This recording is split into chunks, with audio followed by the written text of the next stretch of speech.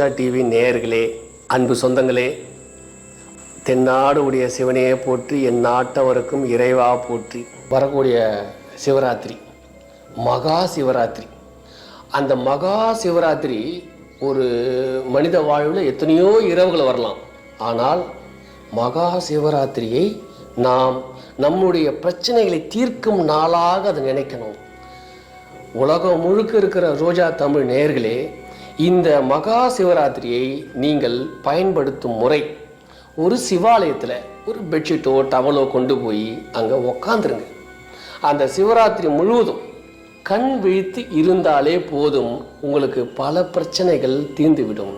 சரி, உலகிலேயே பெரிய பிரச்சனை நினைக்கிறது கால சர்ப்ப தோஷத்தை தான் பல பேர் பெருசாக நினைக்கிறாங்க. பல ஜோசியர்கள் கால சர்ப்ப தோஷங்கிறதே சும்மாங்கன்றாங்க. ஆனால் கால சர்ப்ப தோஷத்துக்கு பல பேர் காலாஸ்திரி போயிட்டு வருவாங்க. எங்களுடைய மையத்தில் சொல்கிறது, 2 பாம்பு உருவங்களை அந்த மகா சிவராத்திரி அன்னைக்கு நீங்கள் ஒரு குளத்துலையோ இல்லை ஓடுற நதியிலையோ அதை நீங்கள் தண்ணியில் போட்டுட்டு கொஞ்சம் கருப்பு எல்லை போட்டுட்டு சிவனை நோக்கி நீங்கள் ஒரு பிரார்த்தனை பண்ணிக்கிட்டீங்கன்னா, வளரக்கூடிய இளைஞர்கள் இளைஞிகள் நம்ம எதிர்பார்த்து காத்து கடந்து ஏமாந்து போட்டேன், எனக்கு என்ன பண்ணுதுன்னே தெரியல, இந்த மாதிரியான எண்ணங்கள் உள்ளவங்கெல்லாம் இந்த மகா சிவராத்திரியை பயன்படுத்தி கொள்ள வேண்டும். ஒரு பெட்ஷீட் இல்லை ஒரு டவல், முதுகு தண்டு நிமிர்ந்து உக்காந்துடணும். பெரிய கோயிலோ சின்ன கோயிலோ உங்களுக்கு டீ காஃபி சாப்பாடு எல்லாம் அந்த கோயிலே கொடுத்துருவாங்க. யாருமே அந்த மகா சிவராத்திரிக்கு தூங்கக்கூடாது. ஒரு 7 மணிக்கு போய் உக்காந்திங்கன்னா அங்கே ஆடல் பாடல் எல்லாம் நடக்கும். அந்தந்த கிராமத்தில் நகரத்தில் இப்போது சிவன் ஃபேமஸ் ஆகிறாரு, மகா சிவராத்திரி ஃபேமஸாக இருக்குது. அந்த சிவராத்திரியை நான் கொஞ்சம் நேரம் போனேன், அதுக்கப்புறம் கண் எரியுது வந்துட்டுன்னு சொல்லக்கூடாது. நமக்கு விருப்பமான விஷயங்களில் நாம் பார்க்கும்போது தூங்க மாட்டோம், தூக்கமே வராது, கண் கொட்டாமல் பார்ப்போம். நீங்கள் ஏதோ ஒரு மூலையில் அந்த சிவராத்திரிக்கு கண் விழிச்சுக்கிட்டு நமச்சிவாய அப்படின்னு மந்திரத்தை சதா உச்சரிச்சுக்கிட்டு, இப்போல்லாம் பார்த்திங்கன்னா தமிழ்நாடு முழுக்க இந்தியா முழுக்கவே அந்த மகா சிவராத்திரிக்கு சிவன் கோவிலில் ஆட்டம் பாட்டம் கொண்டாட்டம் உண்டு. ஆனால் குறிப்பாக இளைஞர்கள் இளைஞிகள் பிரச்சனையில் உள்ளவங்க என் குறை தீராதோன்னு சொல்லி சிவராத்திரிக்கு ஒரு 5 கோயிலுக்கு போவாங்க.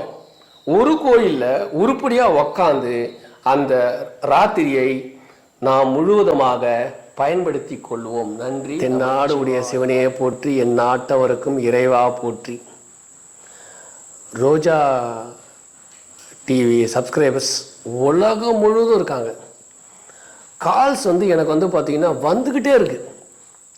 சில நேரங்களில் நான் கொஞ்சம் பிஸியாக இருந்தால் கால் எடுக்க மாட்டேன். சில பேர் விடிய கால் பண்ணுறாங்க. ஏன்னா வெவ்வேறு நாடுகளில் நம் நாட்டு சூழ்நிலை அந்த நேரங்காலம் தெரியாதனால.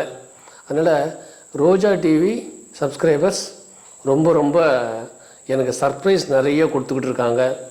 நான் சொல்கிற கருத்துக்களை ரொம்ப உள்வாங்கி ஒரு விஷயம் நுட்பமாக பார்க்குறாங்க. நான் ரோஜா டிவி இந்த அளவுக்கு பறந்து விரிந்து இருக்குன்னு நான் நினைக்கவே இல்லை.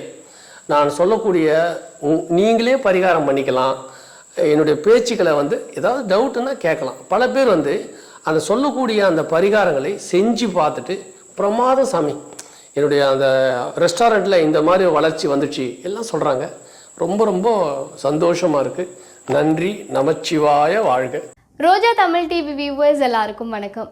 இதுவரை நீங்கள் பார்த்த இந்த நிகழ்ச்சி உங்களுக்கு பிடிச்சிருக்கும் அப்படின்னு நினைக்கிறோம். இது மாதிரி பல சுவாரஸ்யமான நிகழ்ச்சி உங்களை சென்றடைய நீங்கள் செய்ய வேண்டியது ஒன்றே ஒன்று தான்.